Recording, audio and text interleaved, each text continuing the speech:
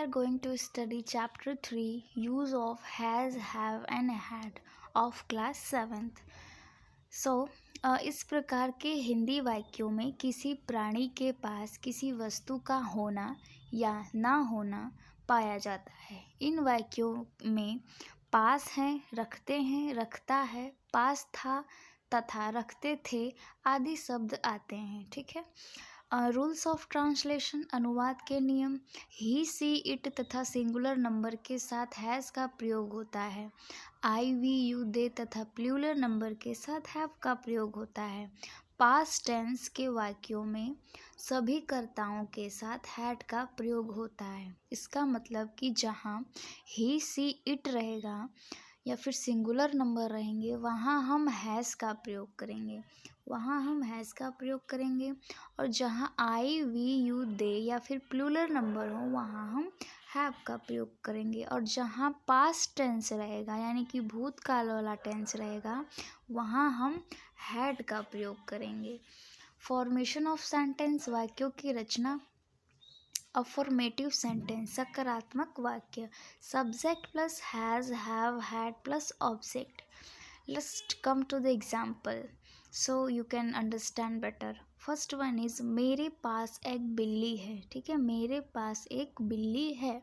बिल्ली की इंग्लिश होती है कैट। मेरे यानी कि आई, और हमने पढ़ा है कि आई के साथ हम क्या यूज़ करेंगे, हैव। तो आई हैव, एक बिल्ली है तो आई हैव अ कैट। उसके पास एक गधा था। गधा मीन्स एस। ठीक है, उसके यानी कि ही को इंडिकेट कर रहा है। ठीक है, किसी लड़के या फिर लड़की को इंडिकेट कर तो था। ठीक है, तो ही मतलब उसके। ठीक है, तो ही के साथ क्या होगा, हैज़ लगेगा। ही के साथ हमेशा हैज़ लगेगा। और था में आया है ये क्वेश्चन। ठीक है, ये क्वेश्चन क्या है, था में आया यानी कि पास्ट टेंस में आया है। तो ही के साथ तो हैज़ लगेगा, लेकिन ये क्वेश्चन था में आ गया यानी कि पास्ट टेंस में आ गया, और यहाँ बोला है कि पास्ट टेंस में अगर कोई हो तो उसमें हम हैड लगाएंगे। तो ही हैड नहीं, हैज़ नहीं लगेगा, ही हैड लगेगा, क्योंकि ये क्वेश्चन था में आ गया, पास्ट टेंस में आ गया, तो हैज़ की जगह हम हैड लगाएंगे। ठीक है, तो ही हैड एन एस। ठीक है, एन क्यों लगा, क्योंकि ये वॉवेल है, तो वॉवेल के हमेशा आगे हम एन लगाते हैं। तो he had an ass. Negative sentence, नकारात्मक वाक्य। Subject plus has, have, had plus not, no plus object. Example, हमारे पास 10 घोड़े नहीं हैं। हमारे यानी कि वी पास 10 घोड़े नहीं हैं। ठीक है, तो we have not 10 horses. Raju के पास 10 रुपए नहीं थे।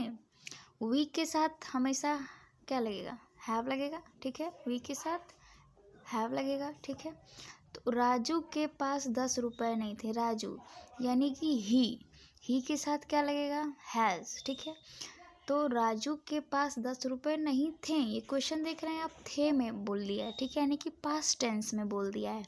तो जहाँ भी पास्ट टेंस का यूज़ हो वहाँ हैड लगाएंगे हम। तो राजू हैड नहीं मीन्स नॉट, तो Raju had not 10 rupees.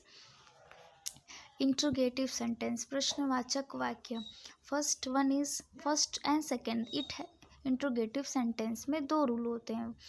First is has, have, had पहले आएगा, फिर subject plus not, no, if any plus object. Second rule में क्वेश्चन वर्ड पहले आएंगे, फिर हैज़, हैव, हैड का उपयोग करेंगे, फिर सब्जेक्ट रहेगा, फिर प्लस नॉट, नो आएगा, फिर प्लस ऑब्जेक्ट आ जाएगा। जैसे कि ये क्या से शुरू हो रहा है, क्या रामू के पास एक कुत्ता है। ठीक है, क्या से शुरू हो रहा है यानी कि इसके लिए हम फर्स्ट वाला ही उपयोग करेंगे। ही, हैज़, हैव, हैड पहले आएगा, तो रामू के पास यानी कि ही है, तो ही में हमेशा हैज़ लगेगा, तो हैज़ राम अ डॉग। ठीक है, बच्चों के पास कौन सी घड़ी है, कौन सी, ये क्वेश्चन पूछना है ना, बच्चों के पास कौन सी घड़ी है। कौन सी क्वेश्चन वर्ड जो है बीच में आया है इस सेंटेंस में। ठीक है, इस वाक्य में क्वेश्चन वर्ड बीच में आया है, सो बीच के लिए हम सेकेंड वाला फॉर्मूला उपयोग करेंगे। तो क्वेश्चन वर्ड पहले लिखाएगा, उसके बाद हैज़, हैव, हैड में से कोई एक आएगा।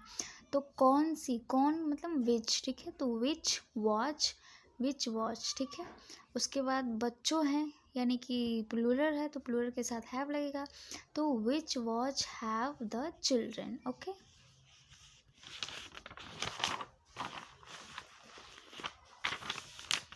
ट्रांसलेट इनटू इंग्लिश, उनके पास कार है तो ही हैज़ अ कार।